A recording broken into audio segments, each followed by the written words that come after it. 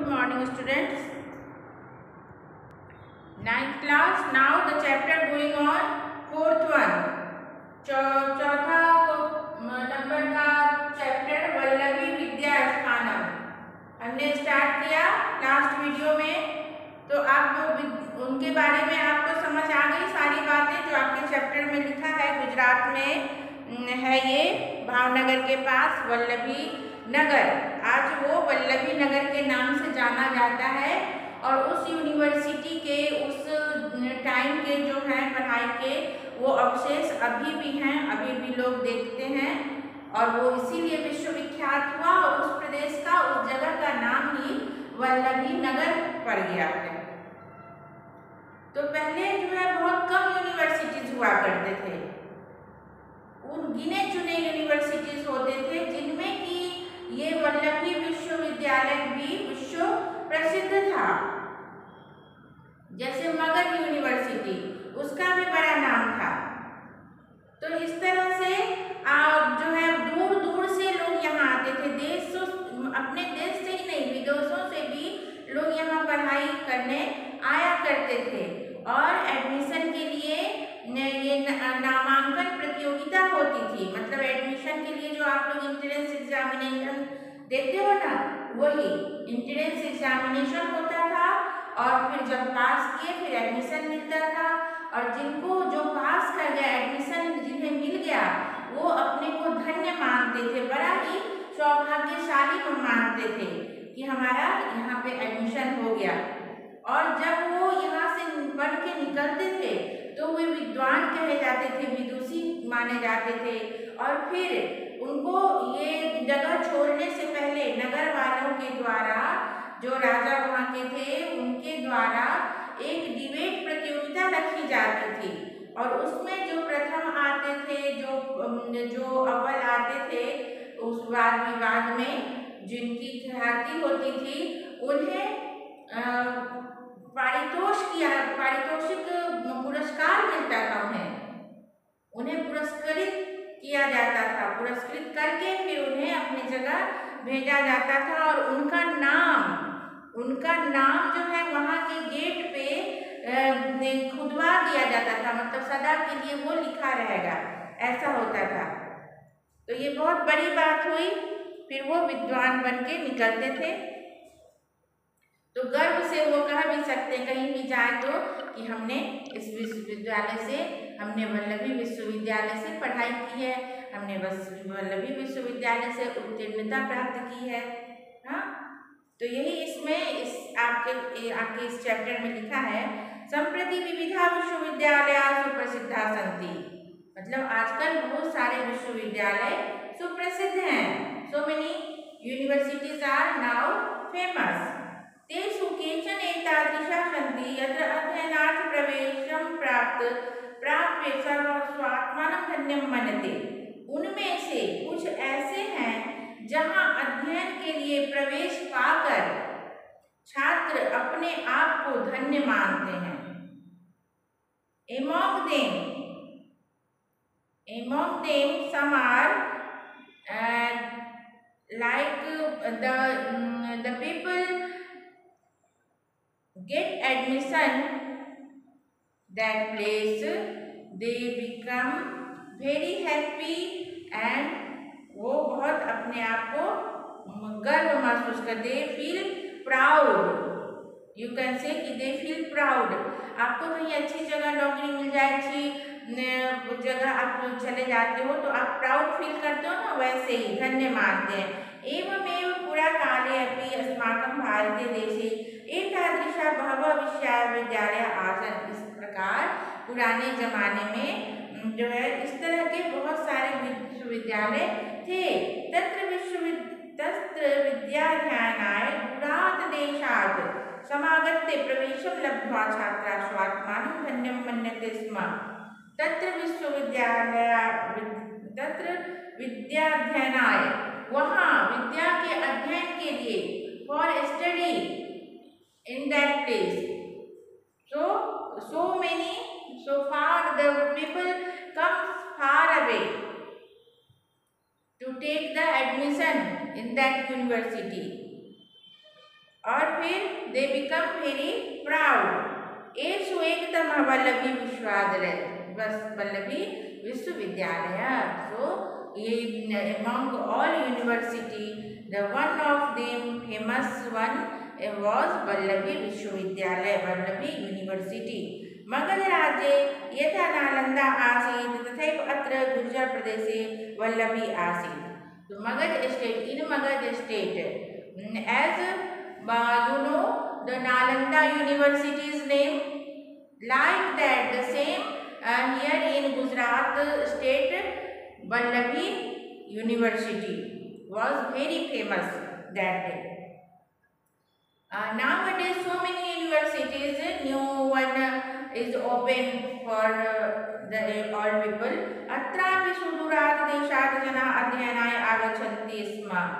यहाँ भी दूर दूर से लोग अध्ययन के लिए आते थे। Here also the people comes from far away for their study. अद्यत्वे अस्मदीये गुर्जर प्रदेशे वर्तमाने भावनगरे जनपदे वल्लभी नामकं यदेकम् उपनगरं वर्तते, तत्र प्राचीनकाले वल्लभी विश्वविद्यालय आसीत्।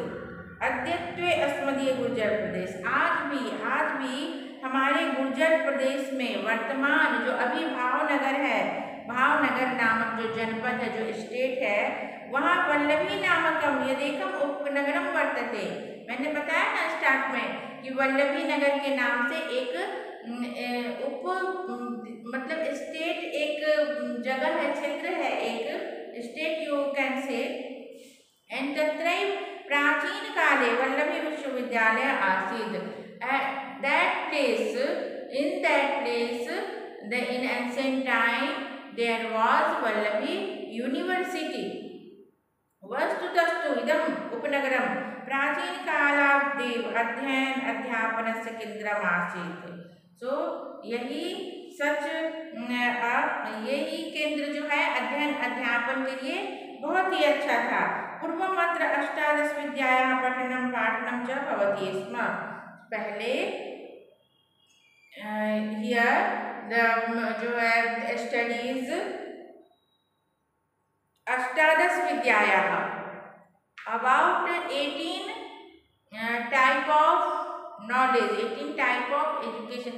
अष्टादश विद्या एक होता है, वो विद्याओं के अंतर्गत आता है, सारी विद्याएं सिखाई जाती है, तो उन सभी का वहाँ पे अध्ययन अध्यापन होता था। एतासु विद्यासु चत्वारो वेदाः षट् वेदांगानि। देखो अष्टादश विद्या के अंतर्गत क्या क्या आया। इन विद्याओं में चत्वारो वेदाः, चारों वेद, षट् वेदांगानि, वेद के 6 अंग हैं। पुराणम, न्यायः, मीमांसा, स्मृति, आयुर्वेद, धनुर्वेद, गंधर्ववेद, अथर्ववेदः।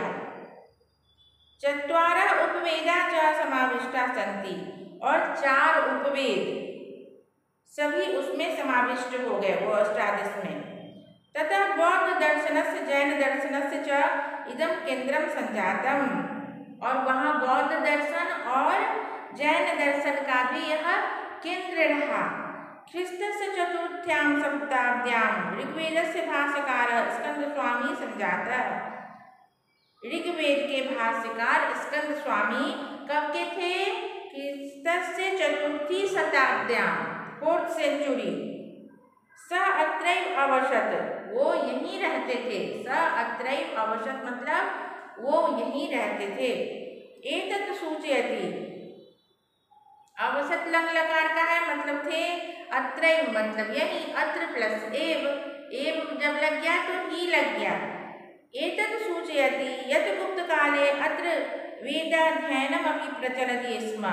यह सूचना मतलब यह सूचित करता है, इससे हमें पता चलती है, इट इंडिकेटेड दैट गुप्त काले अत्र वेदाध्ययनमपि प्रचलति स्म। गुप्त काल में भी यहाँ वेदों का अध्ययन हुआ करता था। ख्रीस्तस्य चतुर्थ्यां शताब्दीं में सुप्रसिद्धौ बौद्धाचार्यौ स्थिरमति गुणमति जैनाचार्य श्री वल्लभादिसूरी च अत्रैव विद्या व्यासंग कुर्वन्ति स्म। ख्रीस्तस्य चतुर्थ्यां शताब्दीं में चतुर्थी सेंचुरी में, 4th सेंचुरी में सुप्रसिद्ध बौद्धाचार्य स्थिरमती, गुणमती और जैनाचार्य श्री मल्लवादीसुरी सभी यही विद्या का अपना अनुसरण करते थे, अध्ययन करते थे, उस पर शोध करते थे। एतत् सूचयति यदत्र जैन बौद्ध दर्शनामपि अध्ययनं प्रचलति स्म।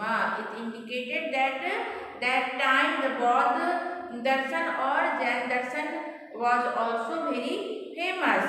अत्र यथा रुचि यथामति छात्रा अपठन, मीन्स की अकॉर्डिंग हिज उनकी इच्छा के अनुसार, डिजायर, उनकी क्या इच्छा है उस अनुसार आप अपना विषय चुन सकते हो, जैसा कि अभी भी आप करते हो। प्रवेशार्थमत्र प्रवेश परीक्षामपि भवति स्म। Entrance examination is also happen that time.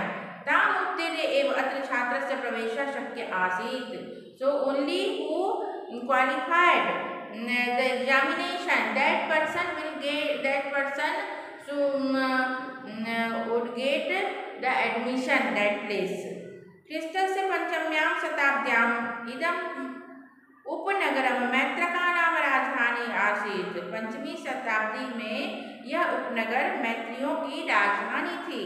मैत्रका नाम व्यवस्थानुसारम् अध्ययनस्य समाप्त्यनन्तरं वादसभायां शास्त्रार्थं भवति स्म। मैत्रका नाम व्यवस्थानुसारणाम, मैत्रियों के व्यवस्था के अनुसार अध्ययन के समाप्ति के अनंतर, मैत्रियों का वो देश था, तो जब समाप्ति हो जाती थी, कोर्स खत्म हो जाता था, तो वहाँ वाद सभा, वो डिबेट प्रतियोगिता, डिबेट जो है वो रखा जाता था।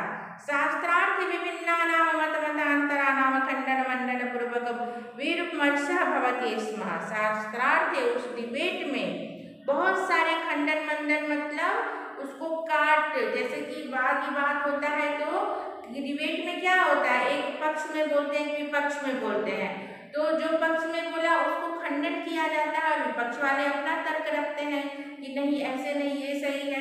तो वही खंडन मंडन का यहाँ पे मतलब है, और विचार विमर्श होता था।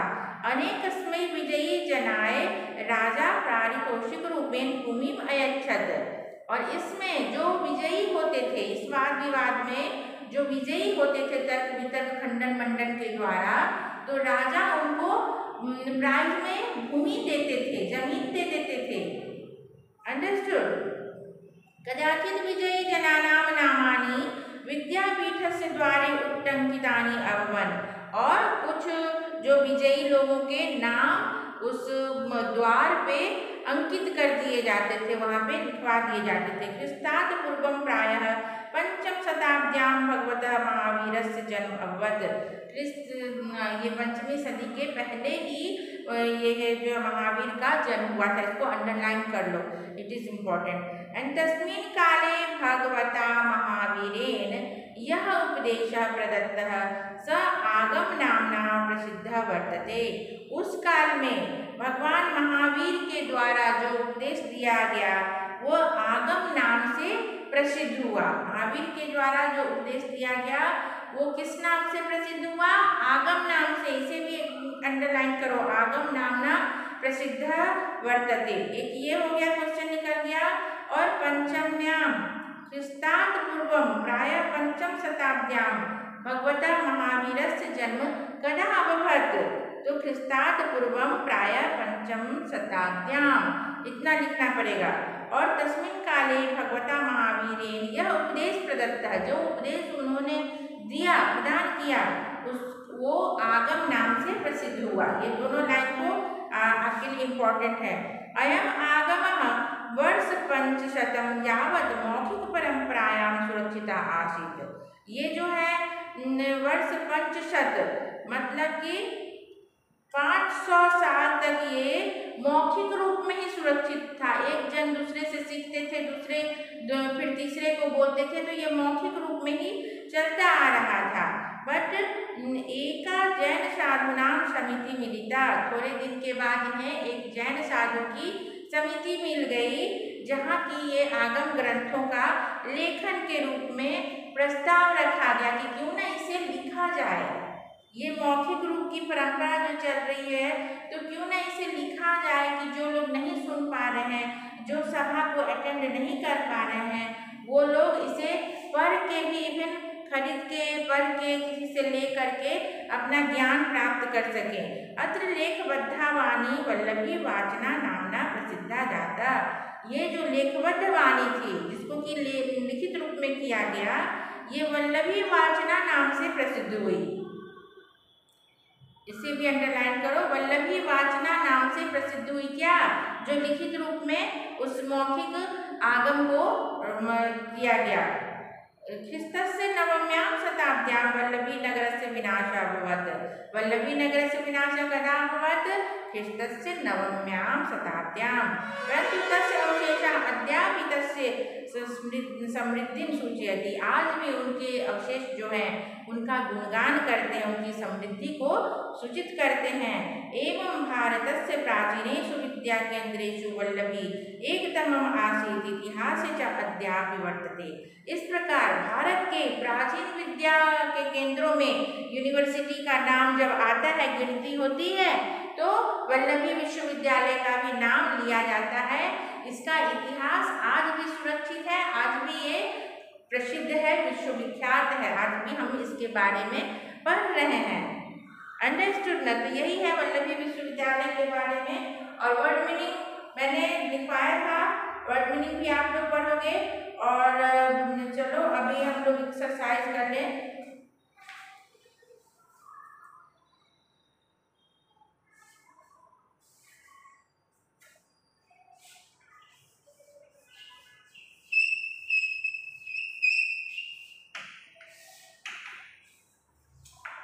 पहला है कि अधोलिखित विकल्पेभ्यः समुचितम् उत्तरं चेयुः।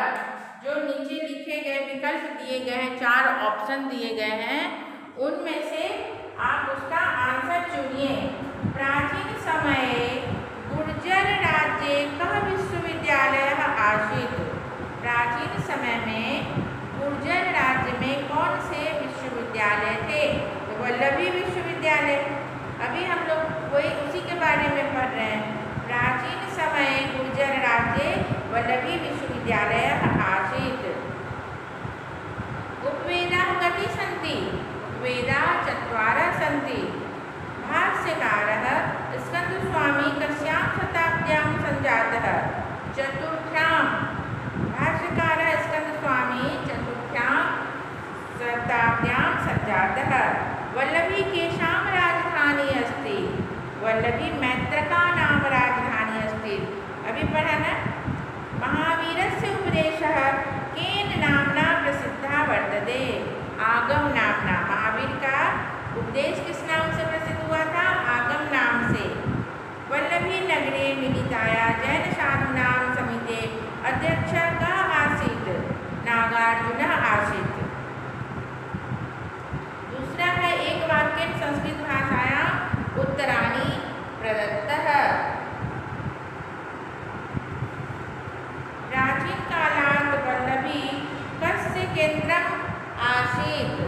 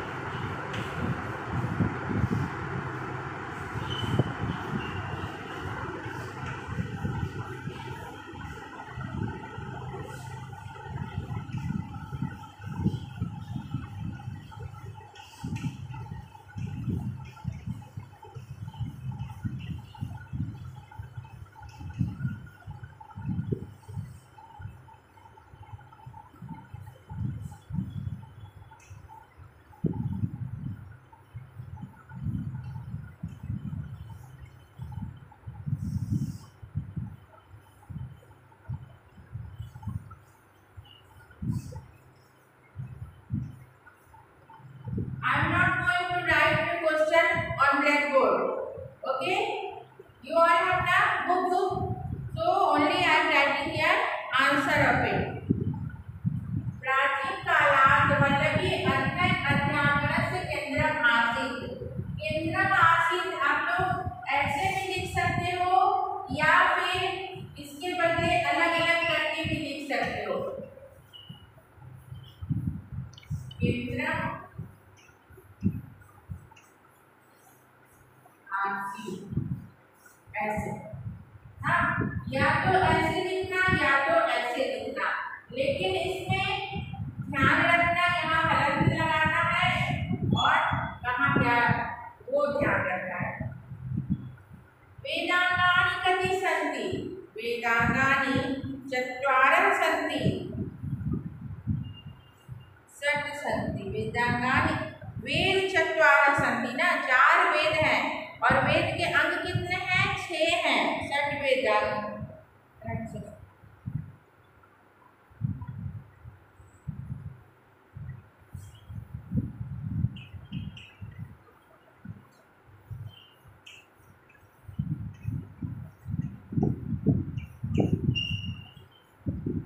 वेदांगानि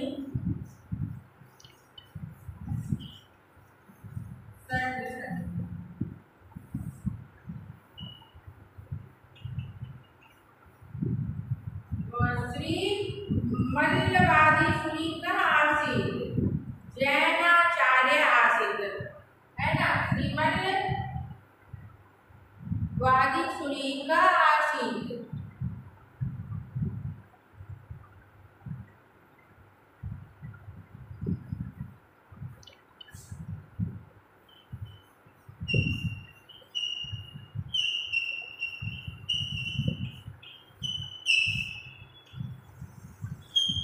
मल्लवादी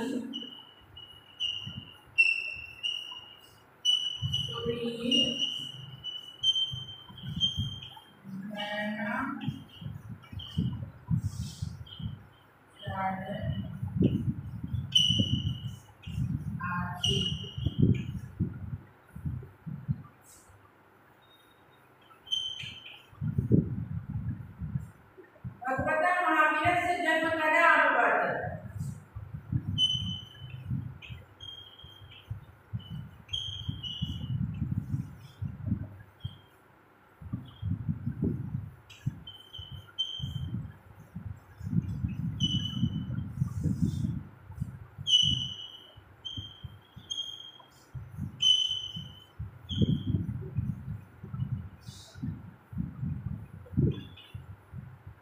हमने बोला ना आपको कि लाइन अंडरलाइन कर लो।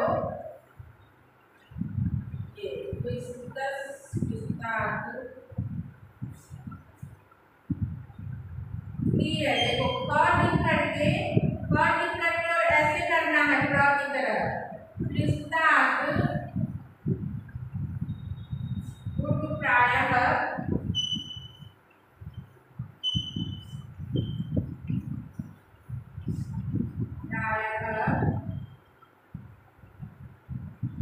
पंचम शताब्द्यां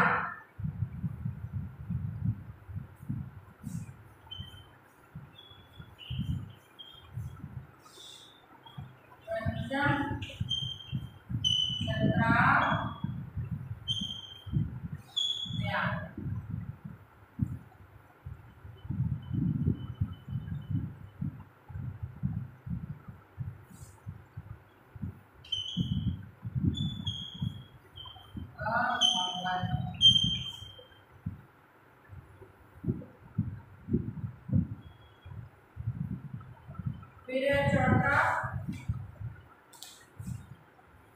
जैन साधूनां समितौ कस्य लेखनस्य प्रस्तावः अभवत्?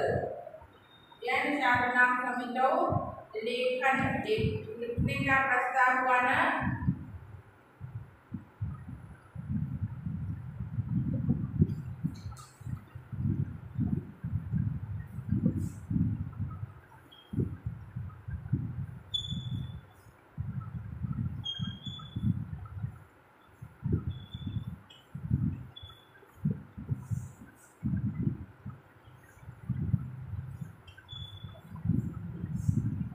जैन साधूनां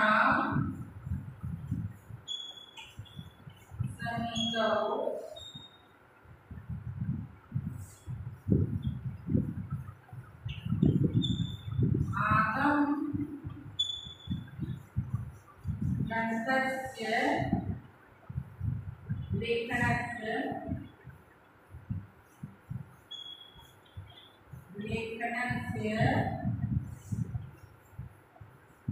प्रस्तावः अभवत्।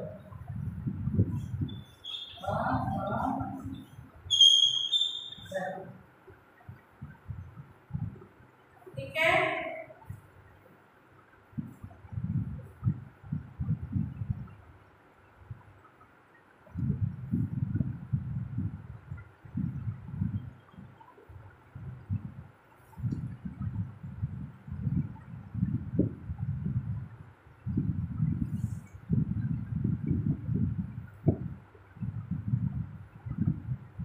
तीसरा क्वेश्चन जो है, रेखांकित पदानां स्थाने प्रकोष्ठात् उचितं पदं चित्वा प्रश्नवाक्यं रचयत। रेखांकित पद के स्थान पर उचित पदों को डालकर उसके बदले में और प्रश्न का निर्माण कीजिए। Make sentence through put the word given in bracket in the place of underline word. तो ऋग्वेदस्य भाष्यकारः स्कंद स्वामी आसीत्। जब भी इस तरह के क्वेश्चन आप लोगों को आते हैं क्वेश्चन बनाने वाले, तो पहले आप इसका हिंदी में माइंड में सोच लो कि इसका अर्थ क्या है। ऋग्वेद के भाष्यकार स्कंद स्वामी थे। अब कोई बोल रहा है, मैं बोल रही हूँ, आप बोल रहे हो, एक जन बोल रहा है कि ऋग्वेद के भाष्यकार स्कंद स्वामी थे। तो दूसरा क्या पूछेगा क्वेश्चन कि ऋग्वेद के भाष्यकार कौन थे। ऋग्वेद के भाष्यकार कौन थे। तो यहाँ कौन, यहाँ स्कंद स्वामी नाम से ही लग रहा है कि कोई पुल्लिंग वर्ड है, तो कह आसीत। यहाँ क आसीत और क्वेश्चन मार्क डालना मत भूलना। क्वेश्चन बनाना है ना, so that's why you put necessarily question mark. So ऋग्वेदस्य भाष्यकारः कः आसीत्। सेकेंड वन, महावीरस्य उपदेशः आगम नाम्ना प्रसिद्धः वर्तते। महावीर का उपदेश आगम नाम से प्रसिद्ध है। तो आपको पूछना है किसका उपदेश महावीर के नाम से प्रसिद्ध है। तो किसका, जैसे जिस वचन और जिस रूप में विभक्ति में ये अंडरलाइन वाला वर्ड है वैसे ही आपको देना है। तो महावीरस्य, तो कस्य, कस्य मतलब किसका, तो कस्य उपदेशः आगम नाम्ना प्रसिद्धः वर्तते। नेक्स्ट, जैन साधनां समिति मिलिता। जैन साधनों की समिति मिली। तो आपको पूछना है कि किसकी समिति मिली। जैन साधना जिस रूप और जिस वचन में, केषां समिति मिलिता, केषां समिति मिलिता। नवम्यां शताब्द्यां वल्लभी नगरस्य विनाशः अभवत्। 9वीं शताब्दी में वल्लभी नगर का विनाश हो गया। तो आप उनको पूछना है कब वल्लभी नगर का विनाश हो गया। तो कदा वल्लभी नगरस्य विनाशः अभवत्। कदा का मतलब होता है व्हेन, कब। ये इसका मीनिंग भी कुछ आप लोगों को आना चाहिए। कदा का मतलब कब और व्हेन होता है। और नेक्स्ट है लेखबद्ध उपदेशः वल्लभी वाचना नामना प्रसिद्धा जाता। लेखबद्ध उपदेश जो था, जो मौखिक रूप में चलती आ रही थी, उसको लिखित रूप में किया गया, वो वल्लभी वाचना नाम से प्रसिद्ध हुई। वो लिखित पद्धति। तो आपको क्या पूछना है, लेखनबद्ध उपदेशः किस नाम से प्रसिद्ध हुई। तो किसका, केन नामना प्रसिद्धा जाता। केन मतलब किस नाम के द्वारा प्रसिद्ध हुई। तो केन नामना।